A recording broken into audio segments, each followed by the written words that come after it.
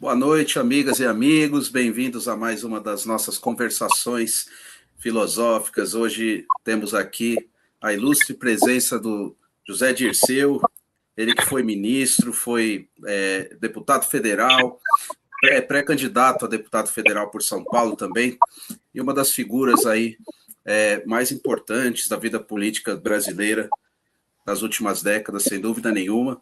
É um prazer, uma honra tê-lo aqui essa noite. E para entrevistá-lo, tem comigo o Zé Márcio Rego. Esse podcast ele é apresentado aqui nas Conversações, depois será também apresentado no Conversar. Então, o público dos dois canais aí poderá ter acesso, né, a essa live. Eu já vou passar para o Zé Márcio fazer a primeira pergunta, e aí a gente começa, então, essa conversa aqui essa noite. Boa noite aí, Zé Márcio, tudo bem? Boa noite, Caio. Obrigado pela sugestão e pela iniciativa conjunta. Obrigado, ministro. Uma honra tê-lo aqui. O ministro, como sabemos, é praticamente a alma do PT, não é? E num ano eleitoral em que teremos êxito mais uma vez, com certeza. Ministro, eu vou começar.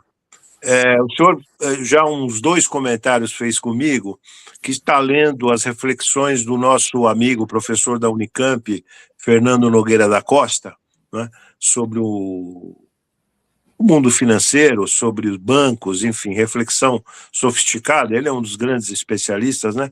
Eu queria que o senhor pudesse fazer um comentário sobre essas leituras. Muito obrigado pelo convite, Caio. Uma alegria estar aqui. Zé Márcio, nosso mestre. Realmente, depois que eu assisti ele com você no programa, eu já tinha lido várias. Eu fui visitá-lo, né, no site dele, que tem a obra dele toda, porque esse é o nosso grande desafio. Veja bem, o Brasil é uma economia capitalista, está vivendo um impasse histórico, porque não tem capacidade de investimento. Fica mantendo aí 16% da formação bruta de capital. Mas tem poupança, tem riqueza. Como ele mesmo diz, talvez a riqueza seja 5, 6 vezes, né, o produto interno bruto do país. O mercado financeiro, portanto, é necessário, indispensável.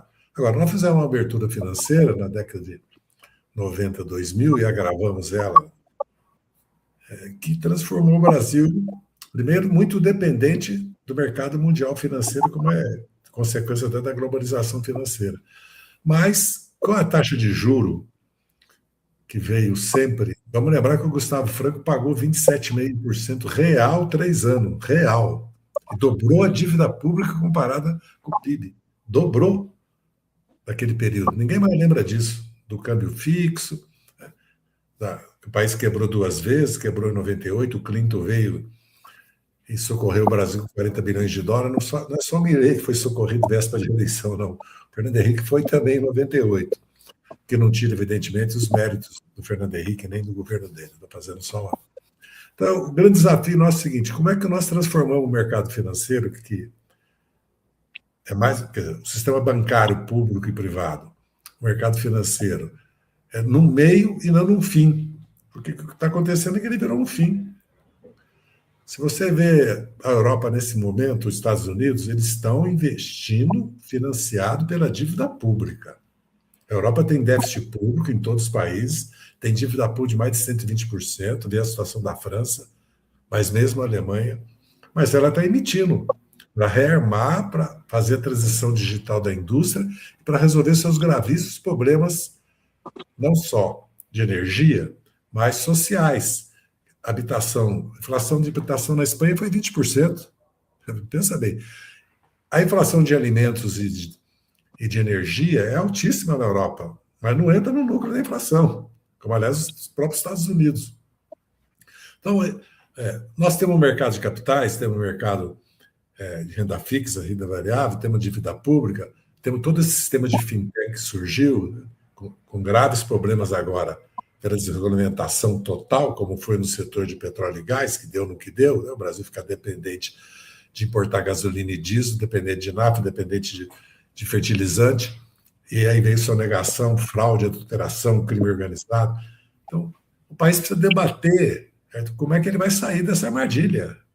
porque pagar R$ 1 trilhão de juros da dívida pública para 1% dos brasileiros, lógico, nós vamos ser 38% de brasileiros poupam, têm investimentos, certo? Mas a minoria detém o controle sobre essa dívida pública e detém sobre a riqueza do país também.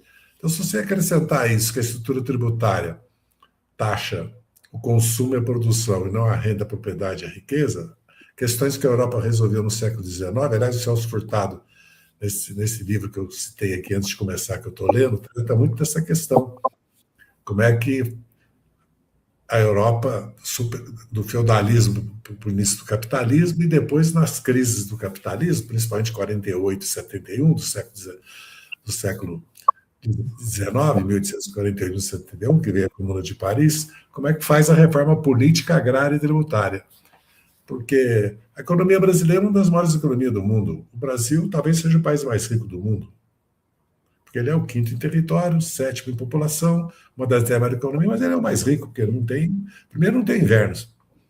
Apesar que nós temos um problema gravíssimo interno de violência, de facções criminosas, é gravíssimo o problema, nós não podemos mais fechar os olhos para isso, até porque uma das principais preocupações da maioria das famílias brasileiras, nós somos um país que tem paz. Agora, indo para a pergunta que eu li do nosso mestre Pedro Paulo Bastos, o problema do Brasil é político, portanto.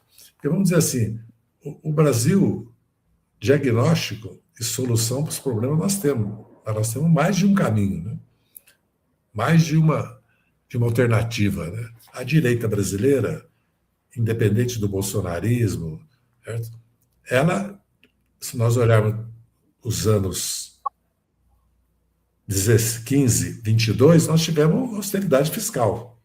E o crescimento, não só pela crise de 13 e 15, pelas consequências da desestabilização e derrubada do governo da Dilma, não só por erros que podem ter sido cometidos, como todo governo comete, né? Acabei de falar dos erros do governo Fernando Henrique, o câmbio fixo foi se olhar hoje, uma aberração histórica, com gravíssimas consequências para a nossa economia. A abertura financeira também, as privatizações, como não foi também. Porque a Europa e os Estados Unidos reconstruíram, reorganizaram, já vinham com o Estado com um papel muito importante na economia, ainda que eles tinham um certo nevoeiro que escondia o papel do Estado, mas agora é o Estado, né?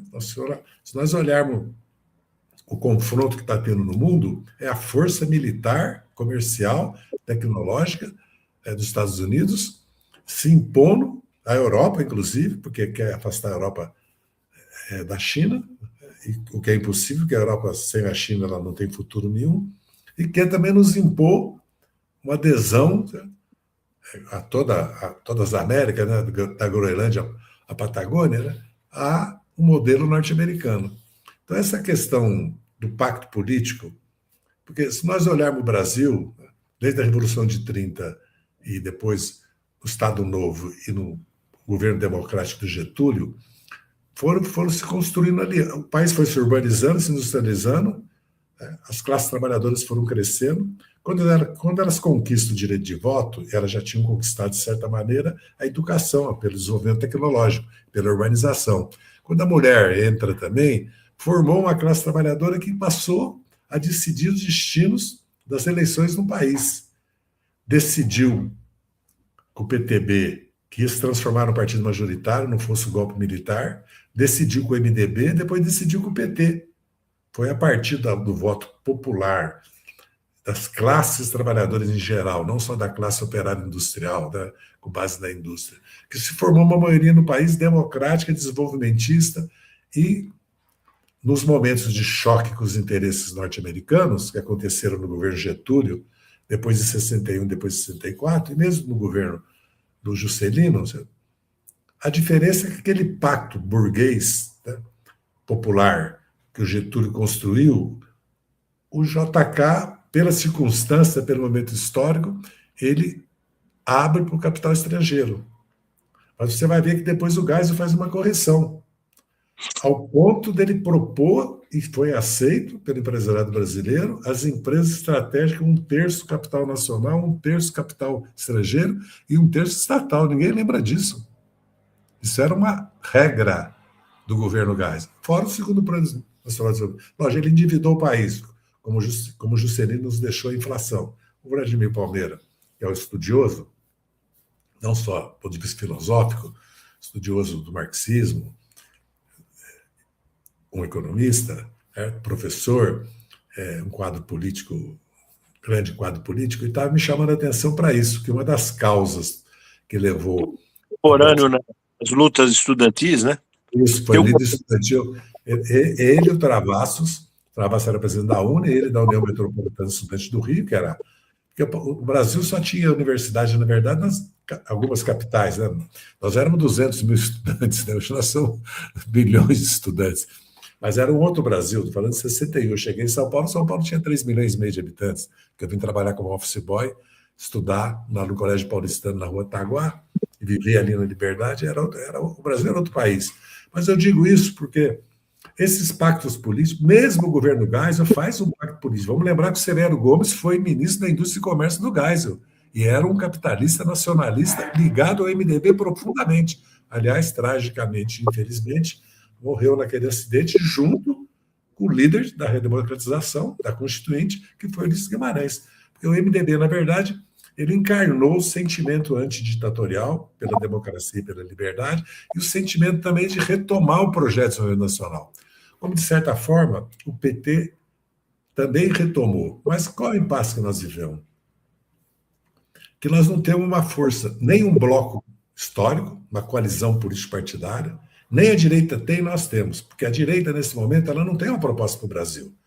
Ela está repetindo que a austeridade fiscal vai resolver o problema do Brasil. E ela não tem uma atenção para a reorganização dos bancos públicos, da Petrobras como uma fonte de poupança e para investimento de riqueza, porque o petróleo... Vai que o Brasil começa a explorar 7 milhões de barris de petróleo por dia.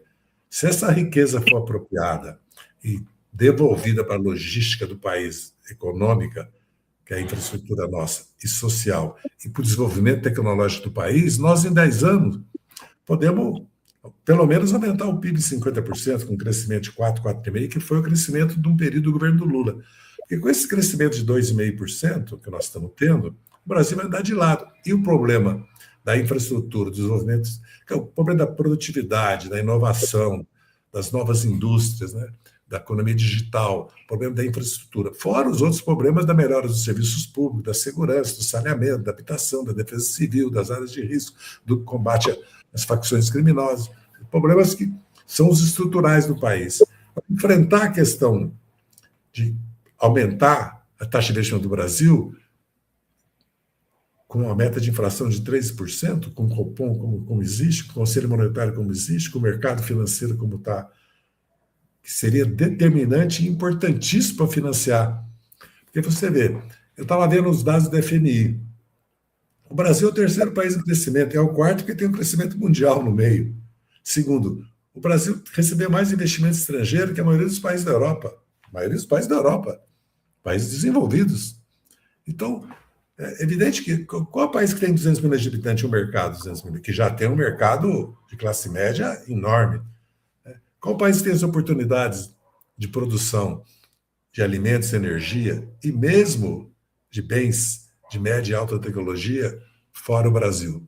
A Nigéria, a Indonésia? Ainda não pode ser. A Turquia? A Índia, sim. Então, não vou falar da China, porque a China já está no outro estágio. Estou falando dos países que são aqueles 12, 14 países que têm mais de 2 milhões de quilômetros quadrados, tem mais de 2,5 trilhões de PIB, ou aproxima disso, e tem mais de 100 ou 200 milhões de habitantes, que são os países que mais ou menos conformam a economia mundial, ao lado, evidentemente, dos Estados Unidos, da Europa e agora dos BRICS também, evidentemente do Japão, da Coreia, que são países que jogam um papel importante. Então, eu acredito que o quarto governo do Lula, ele tem que tomar uma decisão muito difícil, porque o país precisa investir. Porque a juventude, essa insatisfação latente que existe no Brasil, se você comparar, mas por que o Lula não tem a popularidade e a aprovação que teve quando saiu do governo em 2010? porque há uma nova juventude, um novo papel das mulheres na sociedade brasileira, enorme, e há expectativas que não foram correspondidas, porque o país não cresceu 4,5%. Se o Brasil tivesse crescido 4,5%, evidentemente teria se reindustrializado. Então, a renda média, você vê agora. Não, e também, ministro, desculpa, só uma notinha, o governo, de alguma maneira, e o PT, ficou um pouco fora desse mundo digital. Agora está indo em busca do tempo perdido, é verdade, mas perdeu essa interlocução direta, porque agora o mundo é digital, né? E essa juventude é tudo em cima de... Não, roupa, moto, celular, lazer, cultura. Por que a escala 6x1 tem apoio de 84% da juventude? Porque ela resolveu que não aceita mais trabalhar 7 dias, 10, 12 horas, ganhar R$2.000. Por isso que os supermercados dizem que não tem mais empacotador, não tem mais caixa, não tem mais padeiro, não tem açougueiro. Por isso que a Fiesp, eu ouvi isso do Paulo Scarpa, disse que não tem mais pedreiro. Aliás, eu fui ao sindicato com o Ramalho, da Construção Civil dos Trabalhadores, visitei uma obra, tomei café da manhã lá, conversei com os trabalhadores. Ou seja, a economia brasileira tem desafios que todos os economistas estão tendo no mundo. O problema que eu pergunto é o seguinte, na indústria brasileira, os diferentes setores dela, porque ela ainda é complexa, ela ainda é desenvolvida, ela tem tecnologia ainda, nós fazemos máquinas de equipamento, nós temos a indústria de aço ainda, porque eles querem, o que eles querem com o país? O que a CNI quer com o país? Né? O que as federações de indústria querem com o país? Porque o setor agro, nós conhecemos, sabemos o que ele quer. O setor financeiro também. Ele está prisioneiro, porque a CNI podia estar 9%. Não ia, pensar que o Brasil pode ter uma inflação de 3% no mundo geopolítico, climático e as consequências que tem a questão alimentar e a questão da inflação e a questão dos combustíveis e os choques que tem de oferta, achar que é a demanda, essa discussão que eu acabei de estava comentando com vocês antes de começar, que eu estava lendo nosso André Carlos Lacerda, né? O Antônio Carlos Lacerda, nosso mestre, nosso professor, foi presidente do Comecon, inclusive, quando eu já conversei muito com ele, já assisti muita palestra dele. Ele fez um diagnóstico da meta da inflação. Mercadante, né? Hoje é assessor do Mercadante. Está com o Mercadante lá. Lacerda, o Mercadante montou um time no BNDES que dá inveja para qualquer presidente, time de altíssima qualidade. E o BNDES tem um papel extraordinário. Porque eu tenho repetido muito para a juventude, principalmente, o papel do Estado no desenvolvimento brasileiro. Porque criou-se uma ideia que o Estado, então é gravíssima essa ideia, porque a imensa maioria dos MEIs, né, dos trabalhadores de aplicativo, eles veem o governo como incômodo, veem o Estado como incômodo. Mas esse país é o que é por causa de pactos políticos e da construção de um Estado nacional. Eu sempre lembro, não vou nem falar da Revolução de 30, das medidas que o Getúlio tomou para sair da crise de depressão de 29, com relação ao café, da queima de safra, toda a política que o Getúlio foi construindo. Vou falar do Dutra, que fez saúde, alimentos e transporte, fez um plano nacional para enfrentar 3 problemas graves que o país tinha. E o Getúlio, quando ele volta para o governo, ele funda o BNDE, que não tinha o S ainda, consolida a Vale, funda a Eletrobras, a Petrobras, a Sumoc, a Camex, fortalece o Banco do Brasil, Caixa Econômica. Se pensar o papel do Banco do Brasil, Caixa Econômica, do BNDES, do BNB, dos bancos públicos hoje no Brasil, e da própria Petrobras, né, o papel que ela tem, não fosse a Petrobras, né, e quem reorganizou a Petrobras foi o general Ernesto Geisel, e a Embrapa, o motor a álcool, o etanol, e o segundo Plano Nacional de Desenvolvimento. O Getúlio fez um plano de metas, já tinha feito em Minas. Eu estou lendo, estou estudando o Getúlio, ele como prefeito, como governador e depois como presidente. Né? Eu me lembro, eu era criança, meu pai abriu caderneta de poupança para construir Três Marias e Furnas. Ele foi na Previdência, foi nos municípios e foi nas famílias para vender ações de Furnas, quer dizer, a caderneta de poupança te dava acesso às ações. Ele construiu o Brasil, deu continuidade, de certa forma, ao projeto getulista. O Jango, evidentemente, já era uma ruptura, né? Porque vem a tentativa de golpe de 61, o Jânio renuncia. Vamos lembrar que nós tivemos Jânio, Collor e Bolsonaro. A direita só piorou, né? Ela nunca encontrou um presidente, tirando o Fernando Henrique Cardoso, a direita brasileira não encontrou um presidente que fosse realmente, assim, tivesse assumido a liderança do país. Porque o problema hoje... Para ser a rigor, não é nem de direita, de centro-direita, a rigor, né? Sim, A rigor. mas você vê que o Juscelino faz o plano de metas, que era fundamental. Cria os grupos, o JPOT, todos os grupos, em todas as áreas, e vai construindo a industrialização do Brasil. Não só na indústria automobilística, de autopeça, linha branca, eletrodomésticos, mas vai construindo a indústria eletroeletrônica também, indústria de máquinas e equipamento, e depois isso continua. Apesar das crises internacionais de 73 e 78, né, o Brasil, de certa forma, o Estado foi junto com facções da burguesia, e mais ou menos com aliança com setores políticos que representavam as classes trabalhadoras, o país foi se construindo, né? O país foi se construindo. E nos últimos 20 anos, nós vivemos um impasse. O Lula e os governos do PT reorganizaram, porque nós, quando chegamos no governo, não existia a Polícia Federal como existe hoje, a AGU, o CGU, o Ministério Público, o aparato político administrativo que o Brasil tem hoje. Isso não existia. É uma coisa... Além de nós não só não deixamos, porque o que é a Constituição de 88? Um pacto do Estado Nacional, que depois, no governo Fernando Henrique, Temer e Bolsonaro, ele foi desmontado, um pacto democrático, que o Temer, com o impeachment da Dilma, que é um processo jurídico parlamentar, mais um golpe, e depois o Bolsonaro, com a tentativa de dar o golpe, também rompeu esse pacto, mas foi reprimido pela democracia, pela Constituição, pelo Supremo, e não encontrou apoio na maioria do país, porque não se reelegeu. E aí o Estado de Bem-Estar Social, de certa maneira, o PT preservou ele e ampliou muito ele. Porque o que é o Estado de Bem-Estar Social?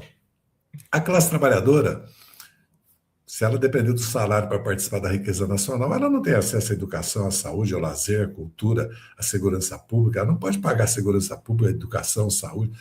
É a forma de se expropriar uma parte da renda nacional. Infelizmente, nós expropriamos mais do consumo da classe trabalhadora.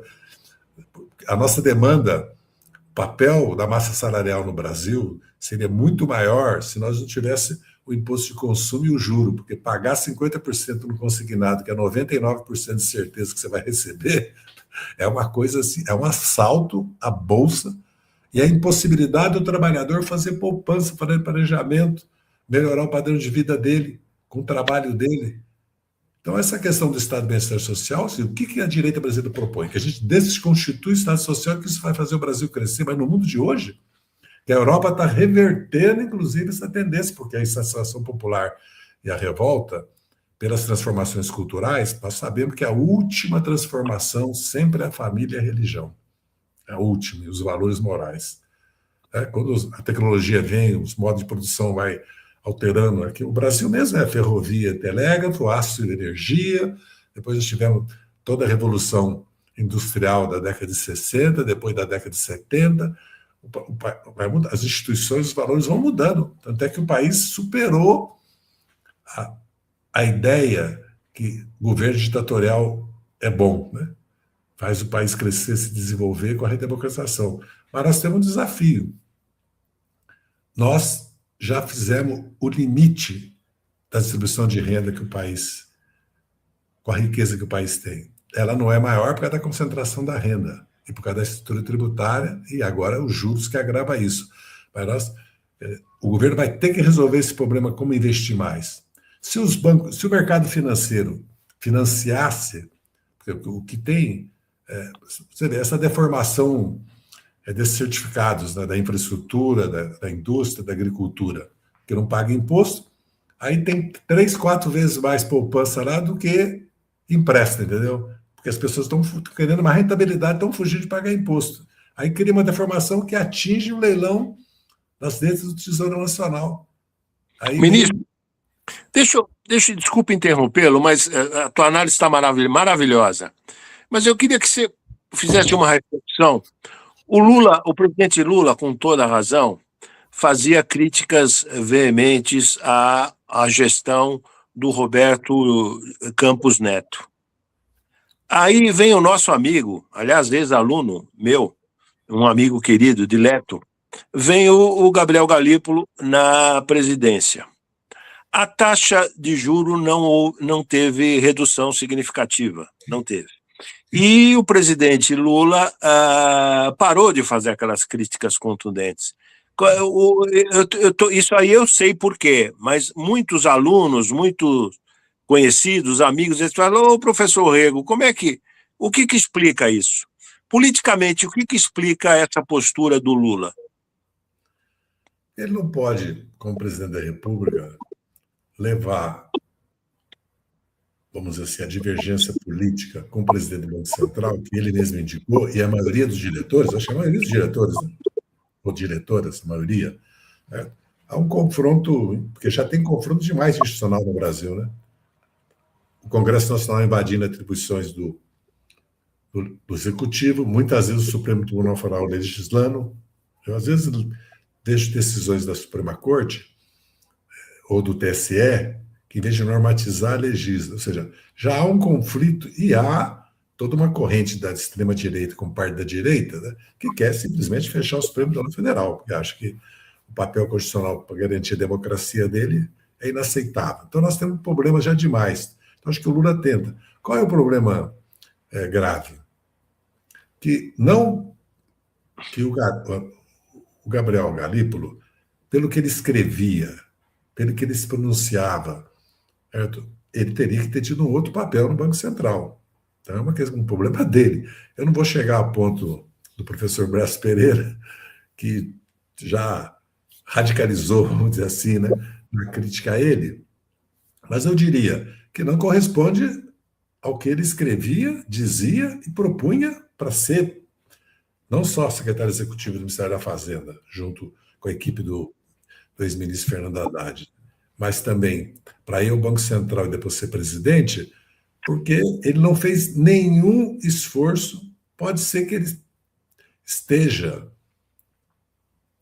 se preparando, eu não vejo sinais disso, porque a PEC 65 só agrava, porque, na verdade, o Banco Central pode virar um quarto poder. Essa coisa da seroniagem, que você se apropriada pelo Banco Central, não é comissão de orçamento, não é o orçamento do país, é o Senado, entendeu? Então, quer dizer, uma coisa é que tanto a CVM como agora a Agência Nacional de Energia Nuclear, ou a FUNAI, ou o INCRA, vários órgãos que são estratégicos, ou o Instituto Chico Mendes, tem falta de recursos, muito por causa também que nós não temos capacidade de investimento no país. Mas o Banco Central, além de manter a meta de inflação de 3%, manter que o principal problema do Brasil é o hiato de produto, é a demanda, não levando em conta uma guerra que existe no mundo, não levando em conta a crise climática, não levando os choques que tem no mundo, que não pensar no desenvolvimento do país, quer dizer, a autoridade, o Banco Central, não tem nenhuma sintonia com a política da Fazenda ou mesmo do governo, é como se o Brasil não fosse uma nação. O Brasil não fosse, é isso que eu falo, um experimento, uma construção. O papel do Banco Central é manter a inflação em 3%, mas é manter a inflação em 3%. Você vê, o Fed, na verdade, a inflação americana está fora há 5 anos da meta. Eu não vou falar nem da Europa, porque é uma farsa. Porque se você não... sobe os aluguéis em 20% na Espanha. Acabou de subir. Eu estou vendo a situação da Itália, estou acompanhando a imprensa europeia semanalmente, agora tenho até mais tempo para ler, fico lendo os jornais franceses, italianos, o El País, o The Guardian. Os países estão cuidando de si, estão buscando...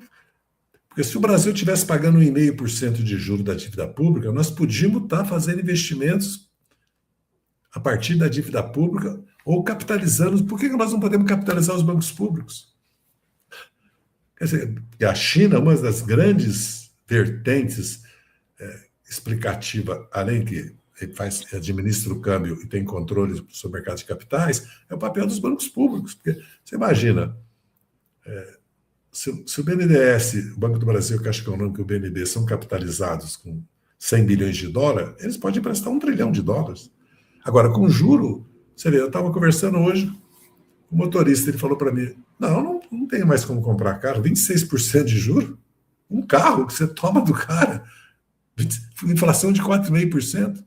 Veja bem, se a meta da inflação fosse 4,5%, nós não teríamos Selic maior que 7, 8%, que estaria dentro da meta, que era 6, né, e 3%. Por que nós fizemos isso? Erro nosso. Hein? Erro nosso. Por que nós fizemos isso? Porque, de certa maneira, quando eu observo o que está acontecendo no mundo e vejo o que o Brasil está fazendo, é uma certa estupidez, inclusive. Parece que nós estamos querendo impedir que o país se resolva, então se encontre um caminho, porque, você veja, eu ouço do sistema bancário que está começando a ficar praticamente insuportável o nível de endividamento das empresas, não é só das famílias. Porque as famílias não estão endividadas, é natural no capitalismo isso, porque elas estão pagando juros de 30%, 50%. Se ela estivesse pagando juros de 3%, 10%, nós não estaríamos vivendo essa crise de endividamento. Você vê, o Trump está brigando para o cartão de crédito pagar 10% de juro. Eu não vou nem falar do cartão de crédito, nem do crédito rotativo, nem do cheque especial. Porque eu já falei em palestra no exterior, nos Estados Unidos, sobre a taxa, o spread bancário brasileiro e as taxas de juros que são cobradas nesses créditos especiais, e o tradutor me corrigiu. O senhor está falando 3,2%, o senhor não está falando 32% de spread bancário. Eu falei, não, eu estou falando 32% de spread bancário. O senhor está falando 23,5%, o senhor não está falando 235% do cartão de crédito. Eu falei, não, eu estou falando 235%. Porque são anomalias que estão saltando à vista. E, apesar disso, aquilo que eu falei, o Brasil é o terceiro país que mais cresceu. Tá? O FMI publicou agora. A economista-chefe acabou de dar uma entrevista. E o Brasil recebeu investimento externo. Por quê? Porque toda vez que eu encontro uma grande empresa internacional de qualquer área, eu pergunto, o Brasil, na estratégia que vocês têm para o mundo, está em que lugar? Nunca é, ou é segundo ou terceiro lugar? Pode perguntar. Qualquer empresa que está aqui no Brasil. Onde é que está o Brasil? Por quê? Porque qual país que tem que o Brasil tem? Então, há uma urgência de um pacto político. E a liderança desse pacto político é o presidente Lula. Porque ele fez por merecer, ele tem esse papel pelo tamanho. Por que o Lula tem um papel no mundo hoje? Por ele, mas pelo que o Brasil representa. Né? Podia só, antes de passar para o Caio fazer a pergunta, eu queria só ter uma resposta política para o Lula ficar quietinho nesse período. Bom, se ele está precisando de apoio no processo sucessório, ele não cutucar o leão com vara curta é interessante, né? Quer dizer, uma parte da direita, todo o sistema financeiro, falar, não, esse presidente do Banco Central do Lula é confiável, etc. Então, isso não tira votos, né? Como a disputa está acirrada, mesmo com a ausência do Bolsonaro pai, então você pode fazer esse cálculo, né? O Lula fala, bom, deixa quieto agora, e eu me reelegendo, aí ele pode implementar uma política diferente. Não pode? Faz sentido isso? Bem, a questão é a seguinte, ele reeleito, ele vai lançar um projeto de desenvolvimento nacional do país, vai chamar o empresariado, os sindicatos, as forças políticas e sociais, para enfrentar porque o Brasil vai enfrentar cada vez mais problemas no mundo. Nós estamos enfrentando já com o Trump. O Trump está participando das eleições brasileiras, como participou da Hungria, da Polônia, não é só aqui na Geórgia, né? Na Armênia, é só ler os jornais europeus. A União Europeia, inclusive, foi derrotada pelo Trump na Polônia. Ele impôs um presidente de extrema-direita para criar problema para o primeiro-ministro, que é liberal, porque antes o primeiro-ministro não só era de extrema-direita, como era teocrático. A Polônia estava virando quase uma teocracia católica, né? Vamos lembrar, 15, 20 anos atrás. Como meu filho é neto de poloneses, eu acompanho muita Polônia. E sei que... Então, aqui no Brasil, nós temos um problema sério. Não vamos subestimar. Nós estamos enfrentando agora esse tarifaço, esse papel que o Flávio Bolsonaro, o Eduardo Bolsonaro e outros estão desempenhando nos Estados Unidos, que é praticamente, se fosse americano fizesse isso, já estaria condenado à morte nos Estados Unidos, que é de traição aos interesses do país. E também o nível de consciência política da imensa maioria dos brasileiros não aceita a interferência externa. Independente da discussão de soberania, não aceita. O problema nosso, nós temos que cuidar. Né? Não vem ele aqui dizer o que nós temos que fazer. É bem simples o raciocínio. Seja o Lula, seja quem for o presidente, Nós temos que eleger o presidente e ele tem que resolver os problemas do Brasil. E mais, não há nenhuma razão. Eu acompanhei a política de relações do Brasil com os Estados Unidos desde o governo, quando Lula foi eleito, o governo Bush. Eu que fui aos Estados Unidos estabelecer as pontes com o Partido Republicano, porque a tradição do PT era a área liberal, né?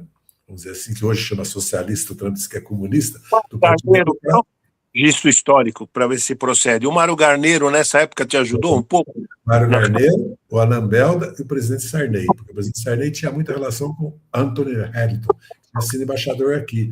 E ele tinha o segundo maior, ele tinha o maior escritório de lobby nos Estados Unidos, né, legalizado, né? Republicano e ele.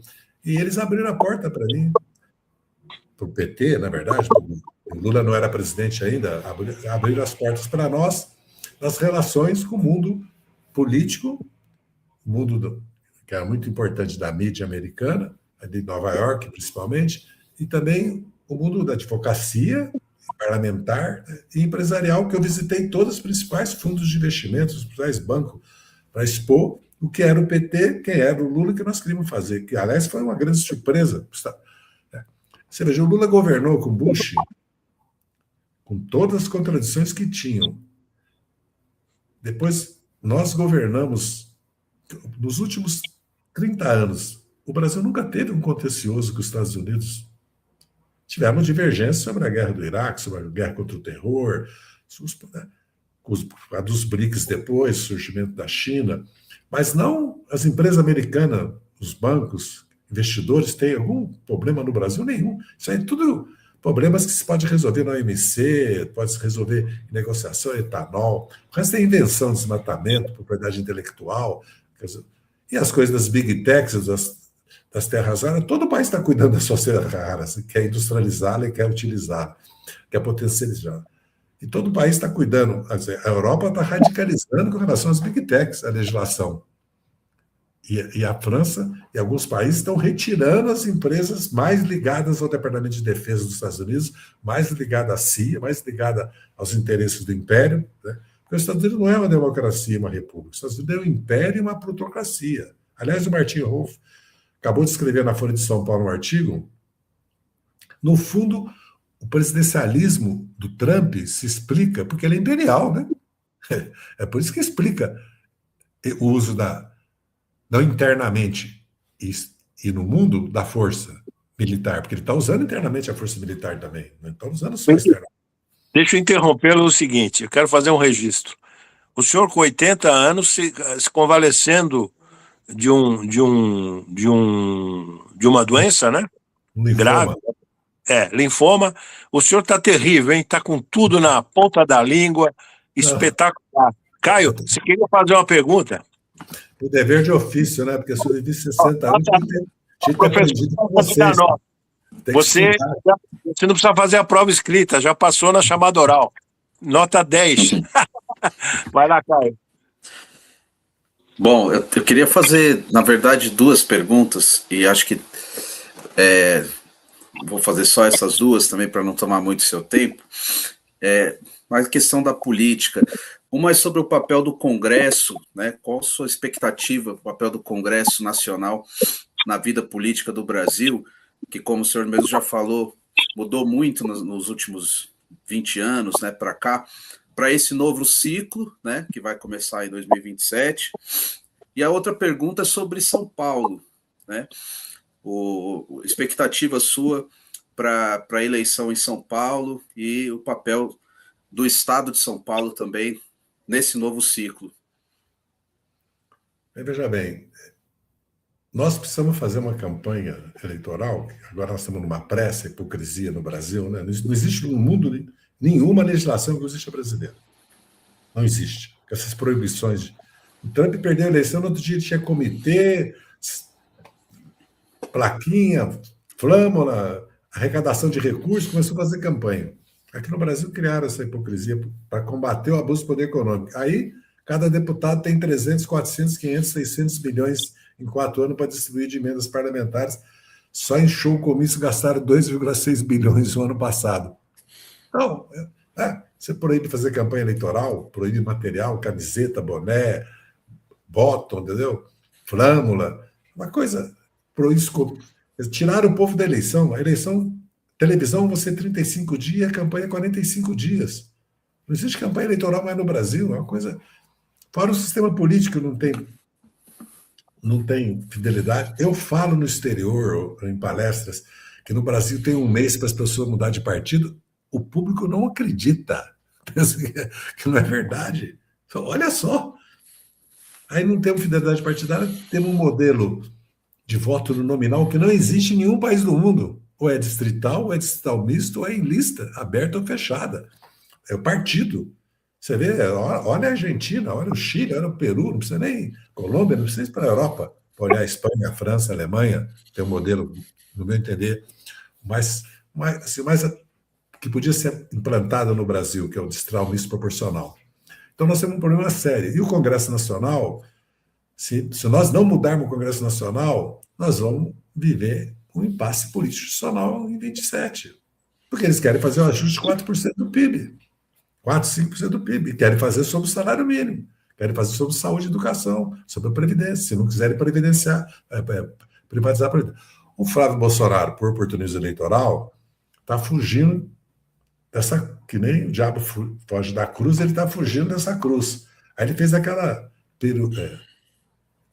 exposição no SPT, no programa, que é uma... Né, de aeroporto, né, porque ele fala que vai construir 500 mil vagas no sistema penitenciário brasileiro, 5 megas presídio, castração química, maioridade penal aos 14 anos, não é nem como está sendo proposto, 16 para crime hediondo e por referendo, né, que o Mendonça Filho acabou de falar para a imprensa. Então, ele não tem programa, é o clã, é uma família. E São Paulo, então nós temos que mudar o Congresso Nacional. Inclusive, eu defendo que o PT faça uma campanha para o voto no partido, voto num programa, inclusive de reforma política. São Paulo tinha que ter 111 deputados. Eu assisti agora o experimento americano, além de assistir Reagan, e 75 anos que a América quebrou, e Euforia. E li 3 livros sobre os Estados Unidos.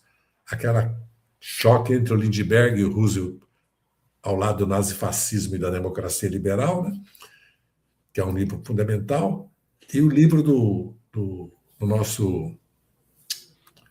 Ai, meu Deus, daqui a pouco eu lembro dele. Sobre a China e os Estados Unidos, faz um estudo das relações China e Estados Unidos. O Pedro Costa Domingos Pedro Costa, que faz um estudo sobre as relações do Brasil e dos Estados Unidos. Porque, se você olhar a crise que deu quando a Constituição volta para discutir representação, era que as 13 colônias queriam que fosse igual por Estado, para a Câmara dos Representantes. E eles venceram que era proporcional. Tanto é que o Texas tem 38 deputados, tem Estado que tem 1, 2. Aqui nós pusemos um mínimo de 8, nós 70, porque a ditadura ia perder a eleição no colégio eleitoral em 98 para o MDB. Fez o pacote de abril, o senador Biônico mudou os critérios e criou 5 estados, com 40 deputados e 15 senadores. E o Senado dos Estados Unidos também quase que fica proporcional. Acabou ficando, acho que são 2 por Estado, né? E no Brasil, ficou 3 por Estado. E o Senado é a Câmara Alta, revisora, tem iniciativa legislativa e tem muito mais poder que a Câmara. Porque o Senado indica o Procurador-Geral da República, os ministros dos tribunais superiores julgam o presidente da República, o Senado autoriza o endividamento dos municípios e Estado, o Senado, as agências reguladoras. Não é pouca coisa o poder do Senado da República no Brasil. Tem muito poder. Mas essa institucionalidade tem que ser reformada. É uma coisa muito... São Paulo joga o principal papel na eleição. O Lula só ganhou porque o Bolsonaro perdeu 4 milhões de votos aqui entre 18 e 22. E agora está empatado. A eleição está resolvida aqui em São Paulo. Se continuar esse empate, é impossível o Flávio Bolsonaro ganhar. Se é que ele vai ser o candidato, né? Porque está derretendo, né? É um copo vazio hoje. E ele não passa credibilidade nenhuma. Ministro, deixa eu só aproveitar essa situação, desculpe interrompê-lo, essa citação do derretimento do Flávio Bolsonaro. Ontem eu estava conversando com um empresário, amigo meu, um empresário importante, eu vou até preservar o nome, e ele estava dizendo, professor, eu aposto muito, ele dizendo, num crescimento desse menino Renan Santos, passo ao derretimento do Flávio Bolsonaro, segundo ele, um provável crescimento do Renan Santos. Você acredita nessa hipótese, não? Não, ele tem uma base na juventude de 16 a 24 anos, que ele tem 20% dos votos, 18 e 20. E ele é, vamos dizer assim, o total antissistema, né? Um Marçal renovado. Vamos lembrar do Jânio e do Collor, né? E do Bolsonaro. O Jânio, no fundo, era totalmente o sistema. Fundou o partido, né? O Jânio era totalmente o sistema, aliás, era contra os partidos, como o Bolsonaro também era. Depois o PL, foi criado o PL. E o Collor não precisa dizer que ele não tinha partido nenhum, era o partido da Reconstrução Nacional, depois deu no que deu. Então, que ele possa crescer agora, que ele possa ir para o segundo turno, porque o Flávio Bolsonaro sempre vai ter os 26%, 28% de voto. É improvável que ele consiga passar disso. Agora, o problema que começa a surgir é a Michelle, porque alguma coisa está acontecendo aí que vai além do que parecia que era. Porque se você olhar os estados, já começa nos estados, setores criticando duramente o Flávio, em vários estados, inclusive do Sul. E há uma situação muito única nessa eleição. Quando o Kassab assume a vice-presidência da chapa do Ronaldo Caiado, que diz que resolveu o problema de segurança em Goiás, mas tem 51 seguranças, que a vida é dura, viu? Porque basta uma notícia para mostrar como era uma farsa essa história que ele resolveu o problema de segurança. E aí libera os ministros para ficar no governo, libera os estados para apoiar o Lula, isso é um sinal que ele não está acompanhando o Flávio. Uma coisa é ele e o Tarcísio, outra coisa é ele e o Flávio. E toda a movimentação que está nos... O Rio está derretendo. Em Minas ele tem um problema, porque ele não tem um candidato em Minas. Aqui em São Paulo está empatado. No Nordeste nós estamos consolidados, pode oscilar. O Centro-Oeste e o Norte, o Lula sempre passa de 40%. E no Sul, eles estão enfrentando o PSD e o MDB no Rio Grande do Sul e Santa Catarina. Eles não estão juntos. E nós estamos muito bem no Rio Grande do Sul e temos chapas muito consolidadas para ter mais que chegar entre um quarto e um terço de votos nos dois estados. Porque então, a situação do Flávio Bolsonaro, fora que a imagem dele, com isso que ele está fazendo nos Estados Unidos, para as classes médias das regiões metropolitanas, que são classes médias progressistas, cosmopolitas, né, anti-homofóbicas, antirracistas, defensores do meio ambiente, da democracia, ele não sustenta. E ainda introduz esse assunto do clã familiar. Não vou nem falar da questão das rachadinhas, da Copenhague, das milícias, do caso do Vorcaro, do financiamento do filme. Eu digo o próprio papel dele nesse momento, a imagem dele, o que ele fala, não transmite nenhuma confiança, nenhuma segurança. Eu não consigo entender o que a direita está querendo com o país. Porque ela acha, no mundo de hoje, ela acha que uma austeridade fiscal no Brasil durante 4 anos, nós estamos vendo a experiência da Argentina, vai resolver o problema. Não pode comparar o Brasil com a Argentina, né? Porque a Argentina cabe em Minas Gerais. Eu estou falando no sentido do que... Porque ele começou a falar em fazer uma motosserra no Brasil, mas ele parou, você percebeu? Ou seja, o Flávio está sendo guiado pelas pesquisas. Então, a biruta de aeroporto. Porque as pesquisas, elas são muito profundas no Brasil, o Datafolha mostrou isso, né? Mas o Brasil não é um país conservador, no sentido que, historicamente, a direita sempre venceu a eleição. Não, historicamente, o PTB venceu, o MDB venceu e o PT venceu. A corrente, o fio da história brasileira é democrático, desenvolvimentista e de criar um estado de bem-estar social no país. O Collor e o Bolsonaro foram exceção, né? E o Jânio foi 8 meses, né? Meu pai era janista, chorou quando o Jânio renunciou. Meu pai tinha 50 anos de idade, chorou. Você vê como é que era o janismo. Meu pai era um homem culto, um homem politicizado. Eu cresci numa casa que tinha biblioteca. Meu pai tinha uma tipografia, era gráfico. Minha mãe e meu pai, apesar de terem só curso primário, como chamava, as 4 séries, eles liam, tinham literatura. Eu fui educado, até que eu cheguei em São Paulo, em 61, e a primeira coisa que eu fiz foi assinar o Clube do Livro Edições Saraiva, para você receber 2 livros para ler por mês. E São Paulo é o motor da modernização industrial tecnológica do Brasil. Basta olhar para São José dos Campos, Taubaté, Jacareí. Jacareí tem 3 vezes a renda média do litoral norte de São Paulo. São José tem 2. Jaqueline incorporou. Nós temos Sorocaba, temos São Carlos, Araraquara, temos Piracicaba, Botucatu, nós temos... Né, São Paulo, ali tem uma base tecnológica, tem institutos de pesquisa, tem universidades, e tem já se você for nas cidades ali, você cai de costa. Eu fazia muitos anos que eu não ia. Você cai de costa. Eu fiquei morando, de 13 a 19, eu praticamente passei, né, com problemas, fiquei mais preso do que em liberdade, só um ano que eu fiquei.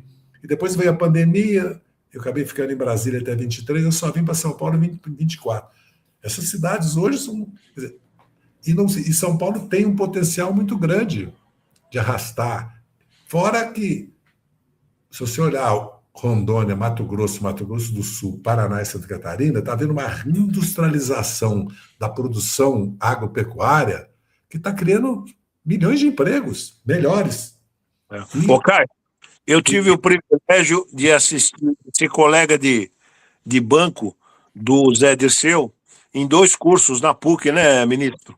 Análise do processo revolucionário com Florestan Fernandes e estudo do problema brasileiro, economia brasileira, com o saudoso professor Paul Singer. Caio, você ia fazer mais uma pergunta para o ministro.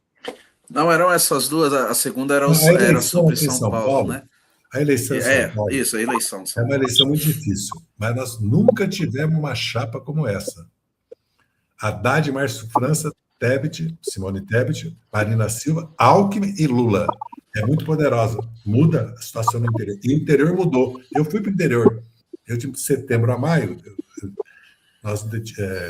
O diagnóstico foi 10 de maio. Vai fazer 2 meses agora. Eu vou para a 4ª quimioterapia agora, dia 20. Eu parei de viajar, fiquei em casa, porque a imunidade minha é perigosíssima. Eu não posso correr esse risco. Mas eu fui recebido de outra maneira no interior. Não tem comparação com 18 e 22. E o Haddad, porque qual é o problema do Tarcísio?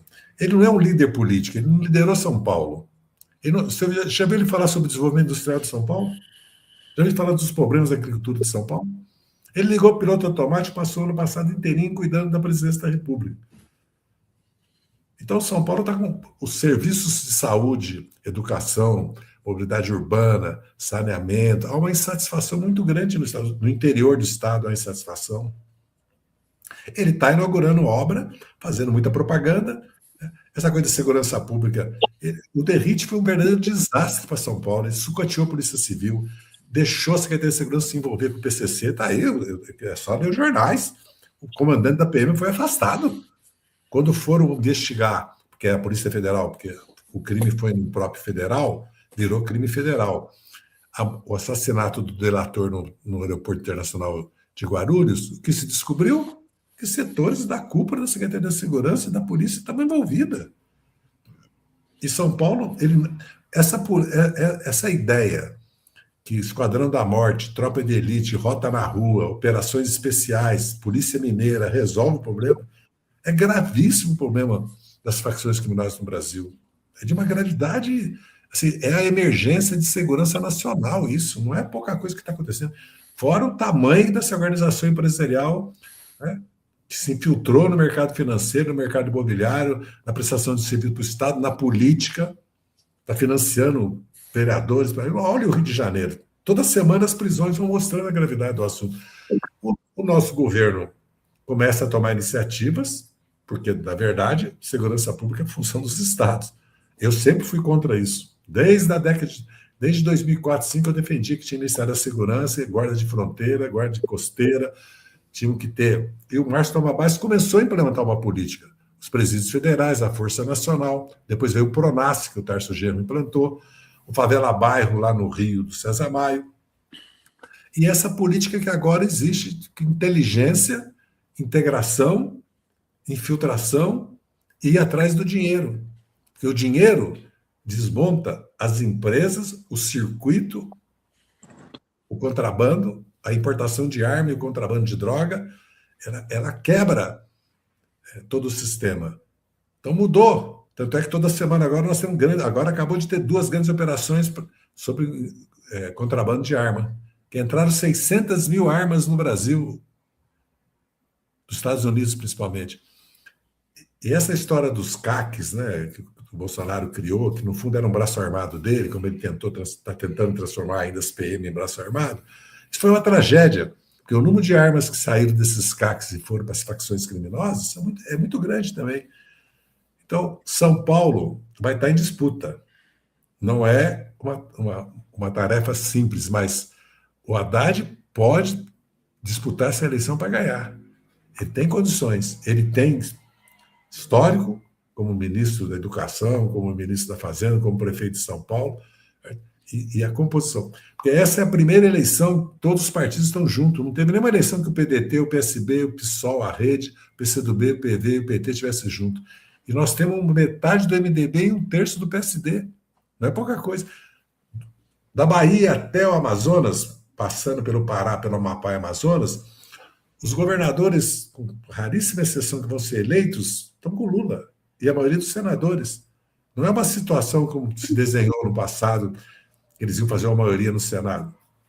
O Valdemar Costa Neto, que é competente, que é político, está vendendo a ideia que o PL vai fazer uma maioria de senadores, vendendo a ideia que... Mas não é assim.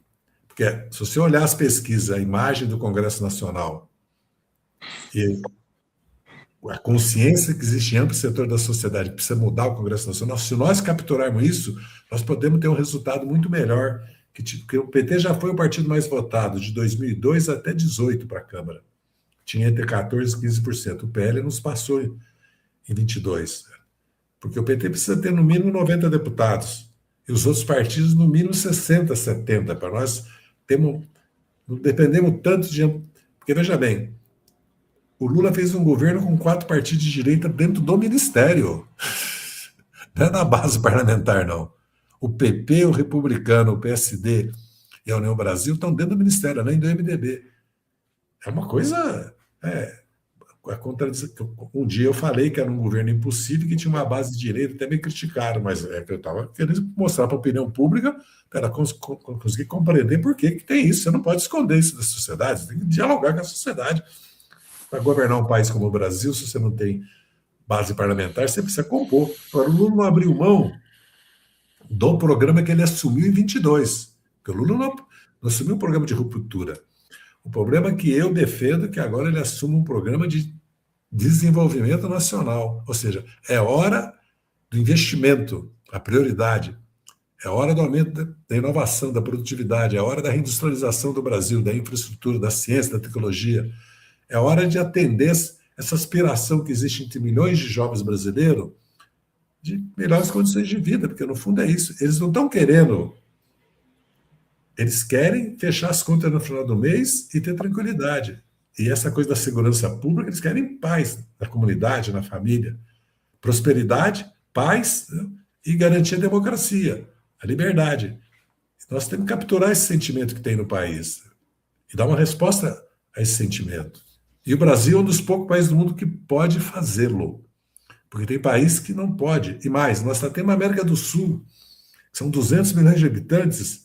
Cada país de per si, se nós conseguirmos integrar a logística, a energia, as cadeias produtivas, resolver o problema do narcotráfico, da imigração bem, da Amazônia, mesmo com governos de direita, de centro-direita, se nós formos conduzindo, porque senão os Estados Unidos vai fazer isso, não vai. A China acaba fazendo um papel de mercado e de investidor. Mas quem pode realmente liderar e dar à América do Sul um corpo político institucional através de políticas de integração é o Brasil. Aí o Flávio Bolsonaro veio e disse que vai tirar o Brasil do Mercosul, vai flexibilizar o Mercosul, depois que nós temos um acordo com a União Europeia, estamos assinando com Singapura, vamos assinar com o Canadá, vamos assinar com os Emirates. Então, eu vejo essas eleições como elas, mas muito vai depender da liderança do presidente Lula, né?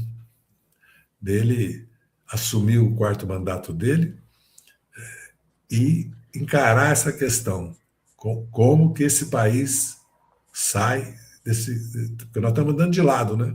Como é que nós damos um salto? Em 10 anos nós podemos dar um grande salto. Agora, tem que resolver esses problemas. Quem resolve o problema da reforma tributária, do sistema financeiro? Como é que nós resolvemos o problema do juro alto? Porque se você olhar friamente, O problema principal do Brasil é a concentração de renda, a estrutura tributária e o controle e o domínio do sistema financeiro sobre a economia. Até o setor produtivo e industrial devia estar se levantando contra isso. Se olhar a gravíssima crise que tem de endividamento das famílias e das empresas e o gravíssimo problema que é um país conviver com taxa de juros de 15%, com a inflação de 4,5%. E a inflação não vai explodir no Brasil. Não tem sinais disso, que ela vai explodir. E isso enfrentando a crise que nós estamos enfrentando com a guerra que os americanos estão tentando fazer contra o Irã, né? Porque essa guerra já não tem condições políticas internas nos Estados Unidos. Não sei como é que vai acabar isso internamente nos Estados Unidos. Ministro, o canal do Caio é um canal de reflexão filosófica.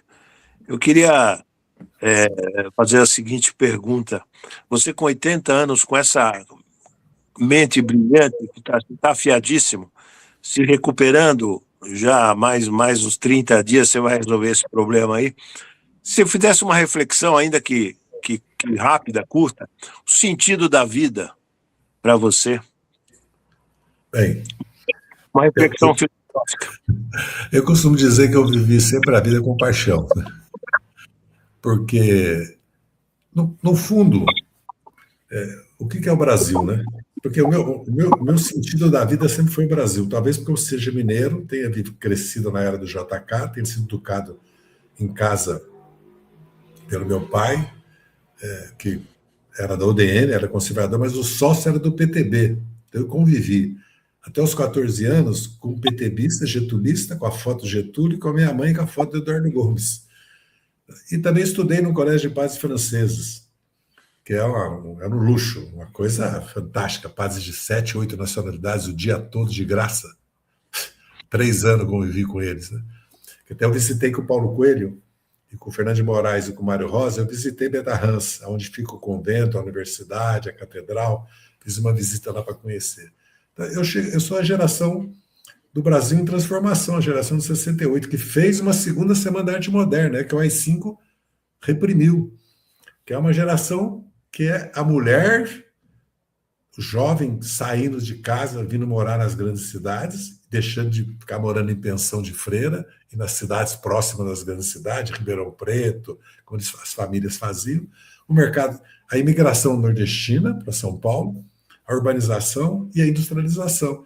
E a vida sob a ditadura. Então, a minha vida nos últimos 60 anos é a luta pelo Brasil, pela democracia, e é a luta ao lado da classe trabalhadora. Então, eu sou essencialmente um ser político. Eu sobrevivi, na verdade, tudo que aconteceu comigo, porque eu na minha vida, 4 vezes eu comecei do zero de novo. 4. Por causa mais dessa paixão que eu tenho, que no fundo é uma paixão pelo Brasil, pela cultura, porque o Brasil não é o PT, não é o PL. O Brasil é o povo e a nossa cultura, né? O Brasil é muito mais o Portinari, a Anita Mafaldi, muito mais o Chico Buarque, o Gil, o Caetano, né? Drummond de Andrade. Todos, né? O Carlos Drummond de Andrade, o Guimarães Rosa, né?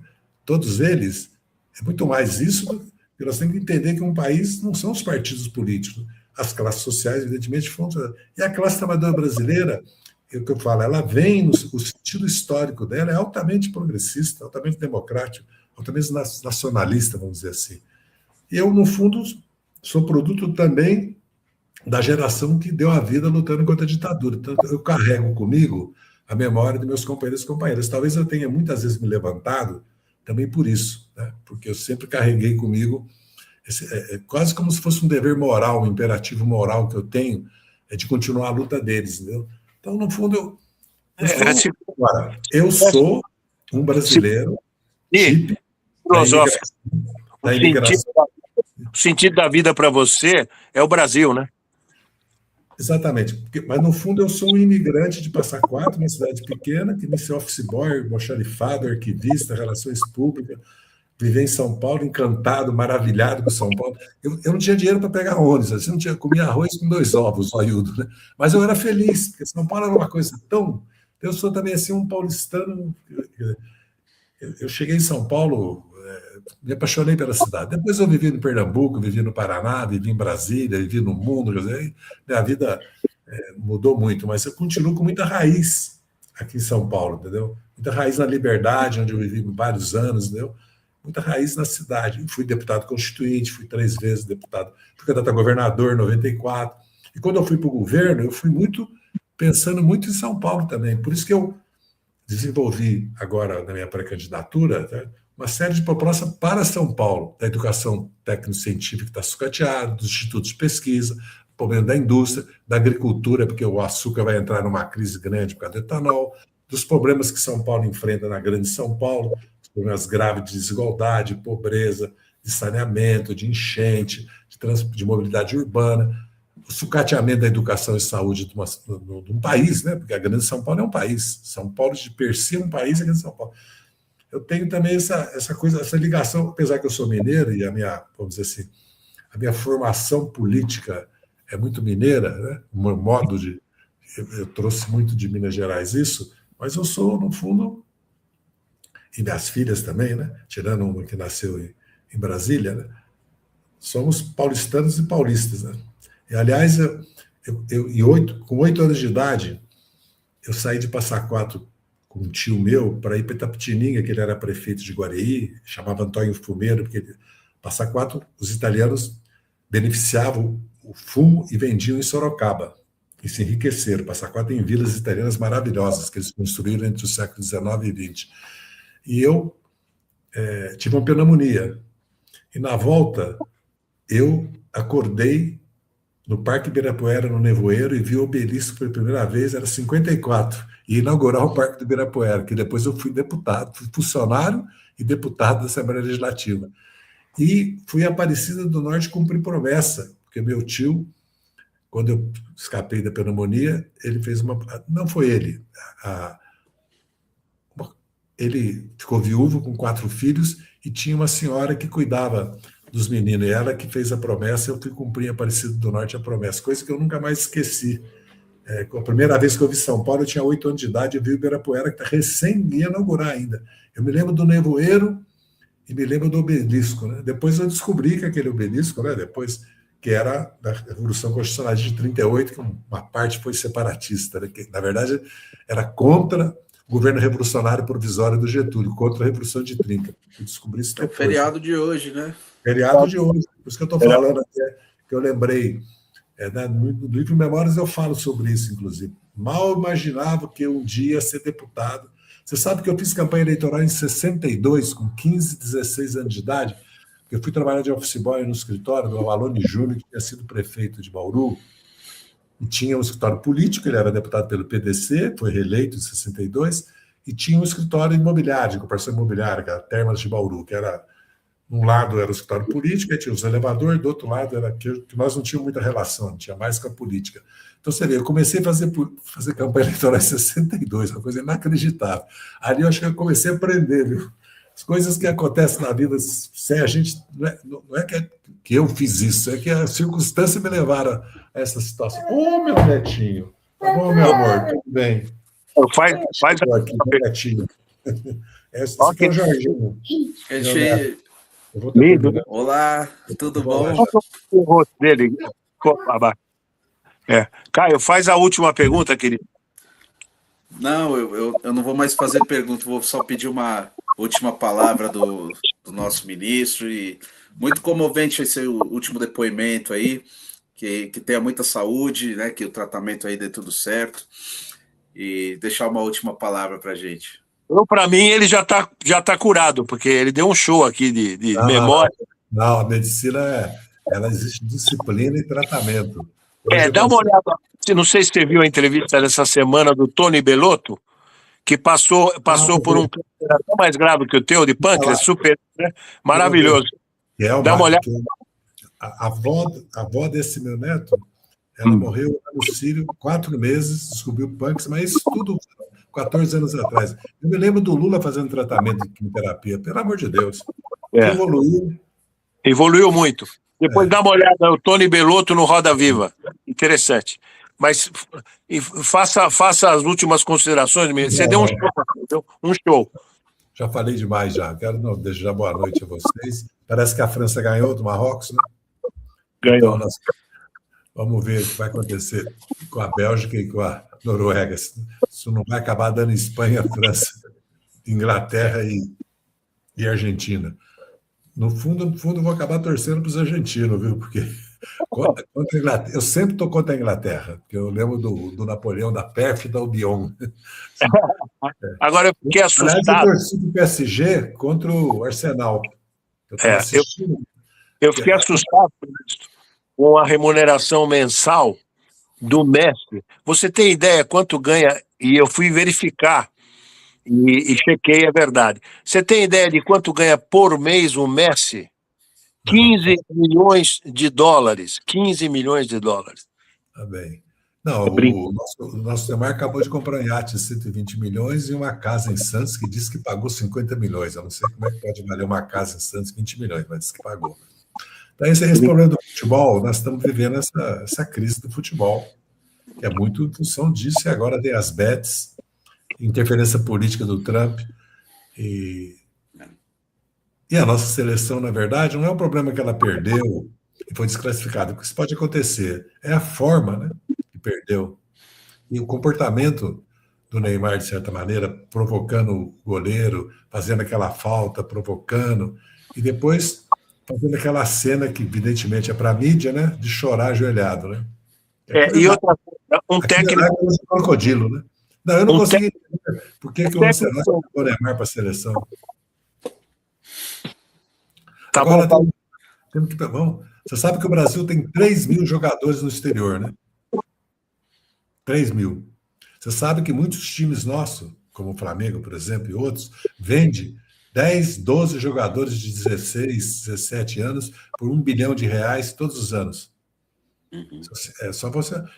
Daqueles que estavam na seleção, se não me engano, 6 nunca jogaram no Brasil. Então existe um problema no futebol brasileiro, teria que ser repensado, né? O esporte em geral. Eu sempre defendi que cultura, educação, esporte tinha que andar junto. Sempre defendi que tinha que ter uma política nacional, né? Porque depende muito das universidades, das Forças Armadas e do ensino médio, né? Se você tem a prática de esporte como nós temos nos bairros, na periferia, no fundo, o esporte sobrevive no Brasil mais pelo povo, né? Que pratica nas várzeas, né? Começa a praticar na comunidade, no bairro, né? Todos eles. Não tem um que não começou assim, né? Seja o Ronaldinho Gaúcho, seja... A senhora, sua mãe, viveu quanto? Mais de 90, né? 97. 97. Então você tem aí um gapzinho bom, viu? Fica tranquilo. Ó, muito obrigado, viu? Obrigado, Caio. Obrigado. Tamo junto. Tamo junto. Obrigado, viu?